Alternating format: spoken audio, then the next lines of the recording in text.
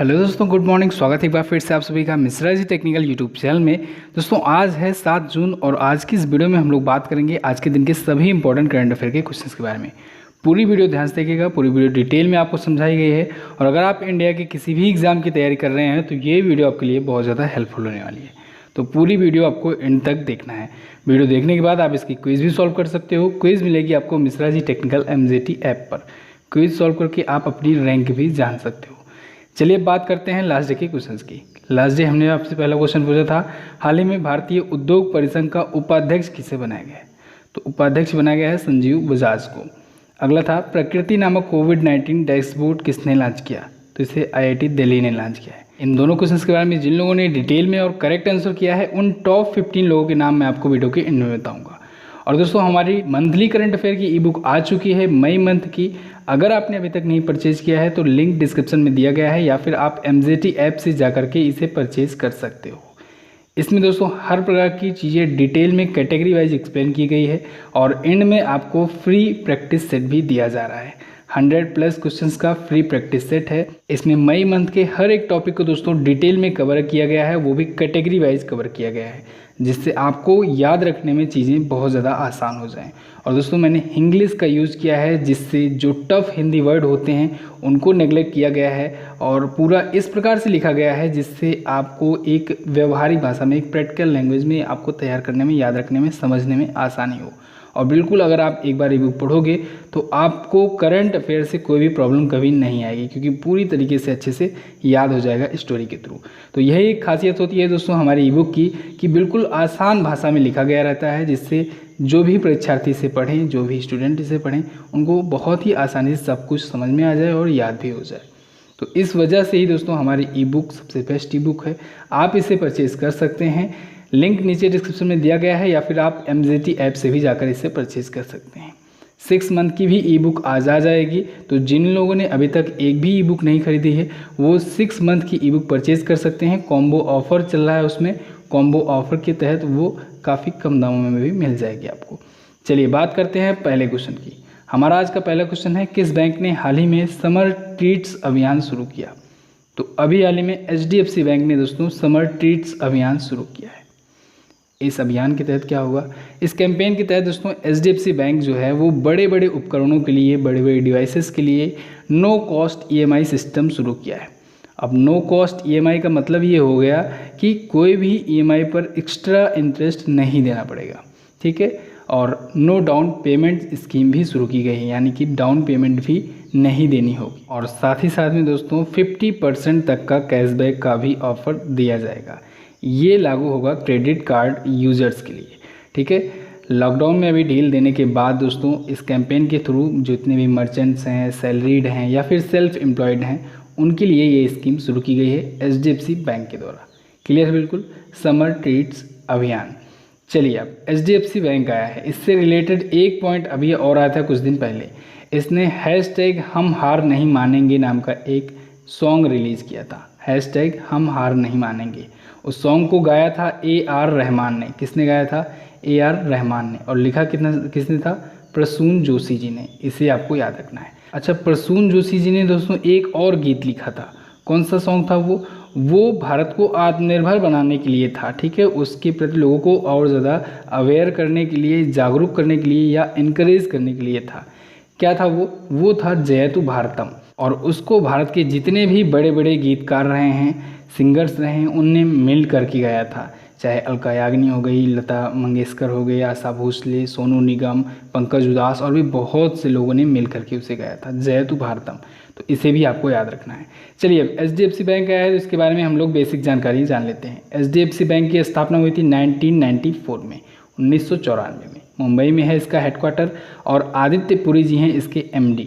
अच्छा, एक और वजह से HDFC लिमिटेड आया था चर्चे में। HDFC लिमिटेड का जो हाउसिंग फाइनेंस है उसमें चाइना की सेंट्रल बैंक ने 1.01% की अपनी हिस्सेदारी पूरी कर ली थी। तो इस पर भी इस वजह से ये चर्चे में आया था, इसको भी आपको याद रखना है। चलिए नेक्स्ट बात करते हैं।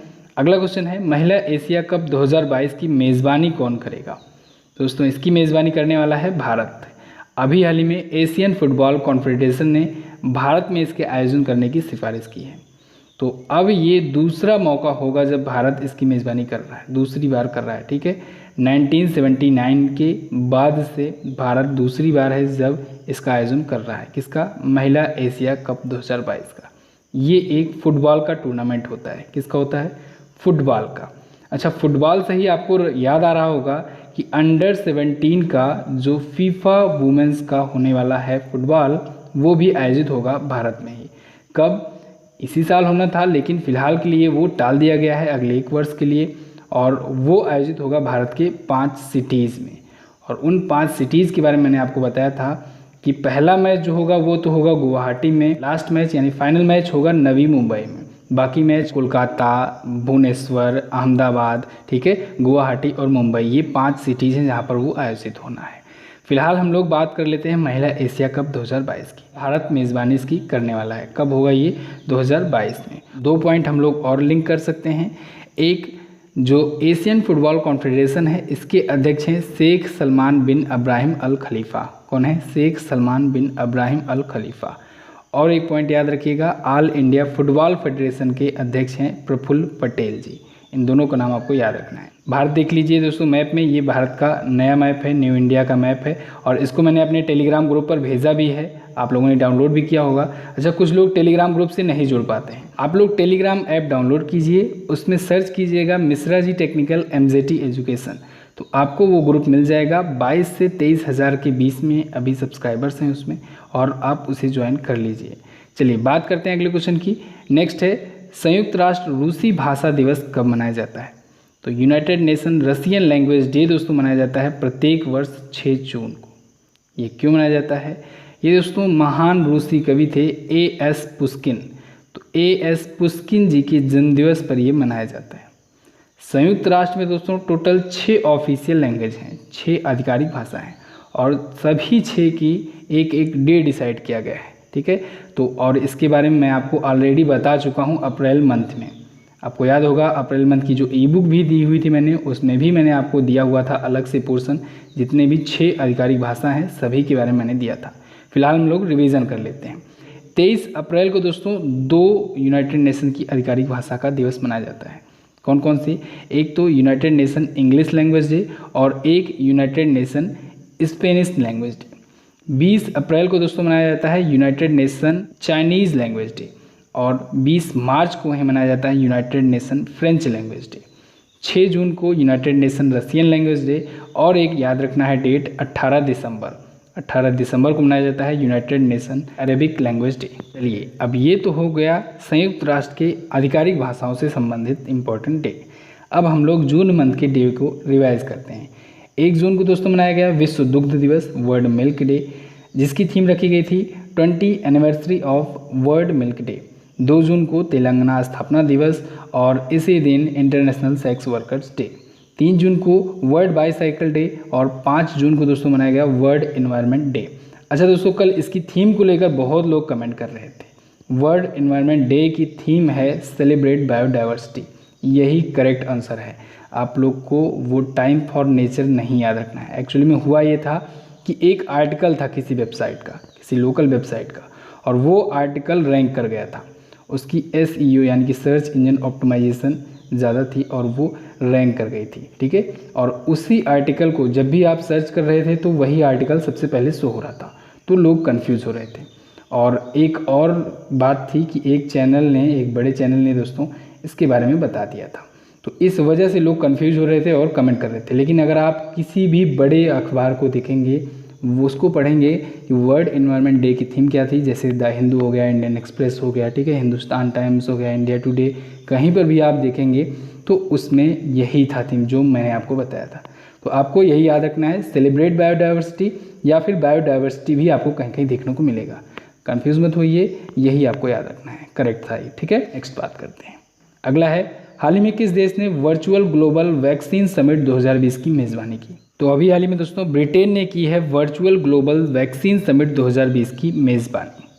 ब्रिटेन के जो PM हैं बोरिस जॉनसन, उन्होंने इस समिट की अध्यक्षता की है, ठीक है। भारत की तरफ से कौन किया था, शामिल हुआ था? तो भारत को रिप्रेजेंट किया था हमारे प्रधानमंत्री मोदी जी ने, ठीक है। ये एक वर्चुअल समिट थी, वर्चुअल यानी कि वीडियो कॉन्फ्रेंसिंग के माध्यम से थी ये समिट। तो भारत को रिप्रेजेंट किया था पीएम मोदी जी ने।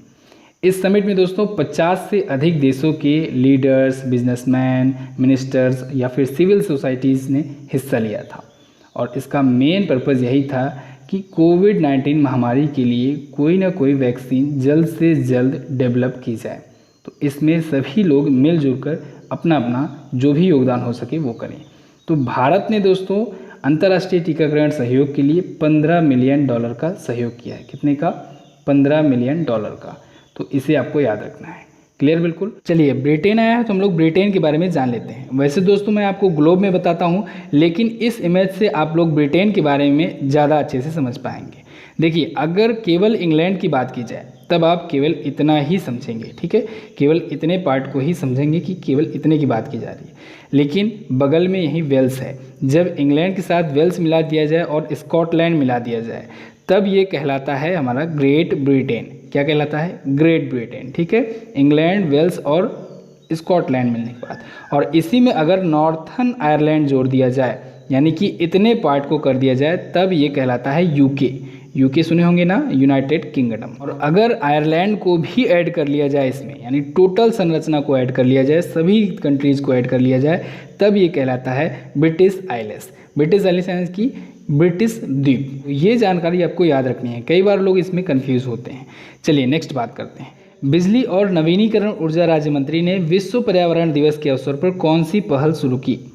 तो अभी हाल ही में दोस्तों बिजली और नवीनीकरण ऊर्जा राज्य मंत्री आर.के. सिंह जी ने आई कमिट नाम से एक पहल शुरू की है, #आई कमिट नाम से, ठीक है। आर.के. सिंह जी हैं बिजली एवं नवीनीकरण ऊर्जा राज्य मंत्री।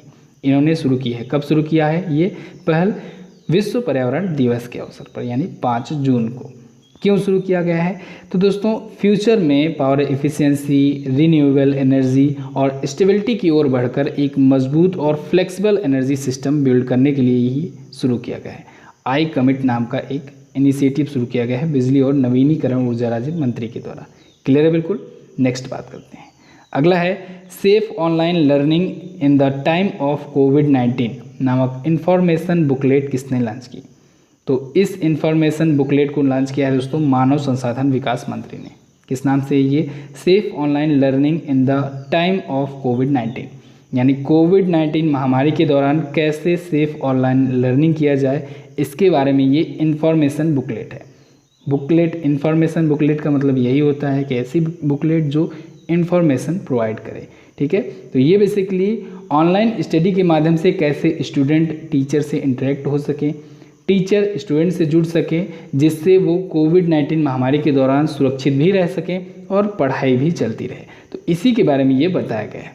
तो मानव संसाधन विकास मंत्री रमेश पोखरियाल निशंक जी ने इसे अभी हाल ही में लॉन्च किया है, ठीक है। और इसे NCERT और UNESCO दिल्ली के द्वारा तैयार किया गया है। नेक्स्ट बात करते हैं। अगला है लगभग 6 दशकों के बाद DLF के अध्यक्ष पद से कौन रिटायर हुए? तो अभी हाल ही में दोस्तों DLF के अध्यक्ष पद से रिटायर हुए हैं कुशाल पाल सिंह जी। ये लगभग 6 दशकों से इससे जुड़े हुए थे, लेकिन 1995 में ये अध्यक्ष बनाए गए थे। अब यहाँ पर ध्यान से देखिएगा, ये 6 दशकों से जुड़े हुए थे, लेकिन अध्यक्ष बनाए गए 1995 में और 1946 से ये जुड़े हुए थे, ठीक है। तो 1995 में ये 1 अक्टूबर को अध्यक्ष बनाए गए और तब से अभी तक अध्यक्ष थे। अभी हाल ही में ये रिटायर हुए अध्यक्ष पद से। DLF है क्या? फुल फॉर्म होता है Delhi lands and finance limited. ये कंपनी है, ठीक है, Delhi lands and finance limited. तो इसके अब अध्यक्ष बना दिए गए हैं राजीव सिंह जी, जो आपको ए ऑप्शन में दिख रहे हैं। इनका भी नाम आपको याद रखना है। अब कुशाल पाल सिंह जी को मानद चेयरमैन के रूप में रखा जाएगा, इनको नियुक्त किया जाएगा। क्लियर बिल्कुल। चलिए नेक्स्ट बात करते हैं। अगला है हाल ही में एडिडास ने अपना ब्रांड एम्बेसडर किसे बनाया? तो अभी हाल ही में एडिडास ने अपना नया ब्रांड एम्बेसडर बनाया है मानुषी छिल्लर को। किसे? मानुषी छिल्लर को। मानुषी छिल्लर हरियाणा की हैं और ये मिस वर्ल्ड चुनी गई थी, आपको याद ही होगा, ठीक है। मिस वर्ल्ड चुनी गई थी ये और 2017 में। तो इन्हें अभी हाल ही में एडिडास ने अपना नया ब्रांड एम्बेसडर बनाया है। कुछ और ऑप्शन देख रहे हैं, उनको भी हम लोग देख लेते हैं। रोहित शर्मा जो हैं, इनको IIFL फाइनेंस लिमिटेड का अभी हाल ही में बनाया गया ब्रांड एम्बेसडर। महेंद्र सिंह धोनी को दोस्तों पोकर स्टार्स का बनाया गया था, पोकर स्टार्स का बनाया गया था ब्रांड एम्बेसडर। दिया मिर्ज़ा का नाम अभी आया था चर्चे में। दिया मिर्ज़ा को दोस्तों 2022 तक के लिए UNEP का यानी कि यूनाइटेड नेशन एनवायरनमेंट प्रोग्राम का गुडविल एम्बेसडर बनाया जाएगा, यानी 2022 तक ये बनी रहेंगी। पहले भी थी और इनको अब बढ़ा करके 2022 तक कर लिया गया। क्लियर बिल्कुल। नेक्स्ट बात करते हैं। अगला है, हाल ही में किस NGO को world no tobacco day award 2020 से सम्मानित किया गया? तो अभी हाल ही में दोस्तों सीड्स नाम के NGO यानी कि नॉन गवर्नमेंटल ऑर्गेनाइजेशंस को world no tobacco day award 2020 से सम्मानित किया गया। सीड्स का फुल फॉर्म जानिए दोस्तों। ये दिल्ली स्थित एक NGO है। इसका फुल फॉर्म होता है social economical and educational development society. I repeat, social economical and educational development society. इसे दोस्तों बेसिकली अवार्ड इसी वजह से दिया गया है क्योंकि इसने बिहार और झारखंड में पान मसाला, गुटखा, ई सिगरेट और भी चीज़ों पर प्रतिबंध लगाने में काफ़ी ज़्यादा प्रयास किए थे। तो इस वजह से सीड्स नाम के NGO को world no tobacco day award दिया गया। क्लियर है। अच्छा, वर्ल्ड नो टोबैको डे कब मनाया जाता है? ये मनाया जाता है 31 मई को। अभी हाल ही में ये मनाया गया था। इसकी थीम क्या थी? आप लोग कमेंट करके हमें बताइए इसकी थीम क्या थी। चलिए नेक्स्ट बात करते हैं। अगला है, हाल ही में किस प्रसिद्ध बॉलीवुड प्रोड्यूसर का कोविड-19 की वजह से निधन हो गया? तो अभी हाल ही में दोस्तों अनिल सूरी जी का निधन हो गया। ये फेमस बॉलीवुड प्रोड्यूसर और डायरेक्टर थे। कोविड-19 महामारी की वजह से इनका निधन हुआ है। इस वजह से इम्पोर्टेंट हो जाता है ये क्वेश्चन। ठीक है। इन्होंने कई बॉलीवुड फिल्म्स को प्रोड्यूस किया है, कुछ को डायरेक्ट भी किया था, जिससे राज तिलक, कर्मयोगी, बेगुनाह जैसी फिल्मों में की वजह से ये काफ़ी ज़्यादा फेमस हुए थे, अनिल सूरी। तो अभी हाल ही में इनका निधन हो गया। क्लियर है। तो बस दोस्तों फिलहाल आज के दिन के करंट अफेयर के क्वेश्चन से बस इतना ही। आई होप आपको वीडियो पसंद आई होगी। वीडियो पसंद आई है तो इसे लाइक और शेयर कर दीजिएगा, और अगर चैनल पर पहली बार आए हो तो चैनल को सब्सक्राइब करना मत भूलना। चलिए बात करते हैं क्वेश्चन ऑफ द डे की। आज का आपके लिए पहला क्वेश्चन है, मानसबल झील किस राज्य में है? मानसबल या मानसबल इसे झील भी कहा जाता है, तो ये किस राज्य में है? अगला है, विश्व पर्यावरण दिवस पहली बार कब मनाया गया था? तो दोनों ही क्वेश्चन हैं इंपॉर्टेंट, दोनों के बारे में आपको जो भी पता हो डिटेल में जरूर आंसर कीजिएगा। बात करते हैं उन लोगों के नाम की जो लोग कल की वीडियो में डिटेल में आंसर किए थे, लेकिन उससे पहले आपको बता दूं दोस्तों कि MZT ई बुक्स का मई मंथ का ई बुक आ चुका है। फुल डिटेल करंट अफेयर की ई बुक, इसमें आपको बहुत सारे टॉपिक्स मिल जाते हैं कैटेगरी वाइज फुल एक्सप्लेनेशन के साथ, और साथ ही साथ आपको प्रैक्टिस सेट बिल्कुल फ्री में दिया जा रहा है। तो आप लोग MZT ऐप इंस्टॉल करके वहाँ से जा करके इसे परचेज़ कर सकते हैं। MZT ऐप से लेने पर आपको कम चार्जेस देने पड़ेंगे, और ही साथ दोस्तों कॉम्बो ई बुक के तहत आप लोग ऑफर का फ़ायदा भी उठा सकते हैं। तो MZT ऐप पर जाकर के मई मंथ की ई बुक ले लीजिए। इंग्लिश वाली ई बुक भी इंग्लिश लैंग्वेज में जल्द ही लॉन्च हो जाएगी। ठीक है। चलिए बात करते हैं अब उन लोगों के नाम की जो लोग कल की वीडियो में डिटेल में आंसर किए थे। उनके नाम है श्याम शेर कुमार, मनु पांडे, विभूति मांझी, मिथुन कुमार, सुरभि गुप्ता, राज तिवारी, साबिर आलम, स्वर्णेश्वर कुमार, रविशंकर, नेहा जायसवाल, पूजा चौधरी, शांति प्रिया, राहुल कुमार, वंदना अग्रवाल और हर्ष सोनी। तो दोस्तों इस वीडियो में बस इतना ही। कैसी लगी आपको वीडियो आप लोग कमेंट करके हमें जरूर बताइएगा। वीडियो अगर अच्छी लगी है तो लाइक करके हमारा उत्साह बढ़ाइए। साथ ही इन दोनों इंपॉर्टेंट वीडियोस को जरूर देख लीजिएगा, और आने वाली वीडियोस का नोटिफिकेशन पाने के लिए सब्सक्राइब करके बेल आइकन को जरूर दबाएं। मिलते हैं किसी अन्य वीडियो में, तब तक के लिए नमस्कार, जय हिंद, वंदे मातरम।